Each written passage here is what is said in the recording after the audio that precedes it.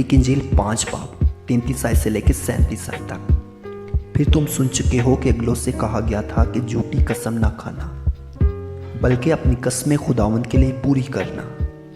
लेकिन मैं तुमसे सच कहता हूँ कि बिल्कुल कसम ना खाना, ना तो आसमान की क्योंकि वो खुदा का तख्त है, ना ज़मीन की क्योंकि वो उसके पाँव की चौकी है, ना यरूशलेम की क्योंकि वो बुजुर्ग बादशाह का शहर है, ना अपने सर की कसम खाना क्योंकि तू एक बाल को भी सफ़ेद या काला नहीं कर सकता, बल्कि तुम्हारा कलाम हाँ हाँ या नहीं नहीं हो, क्योंकि जो इससे ज़्यादा है वो बदी से है।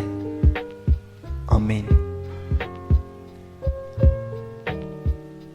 वीडियो अच्छी लगी तो वीडियो को लाइक करें, चैनल को सब्सक्राइब करें और बेल आइकन प्रेस करना ना भूलें। And thanks for watching.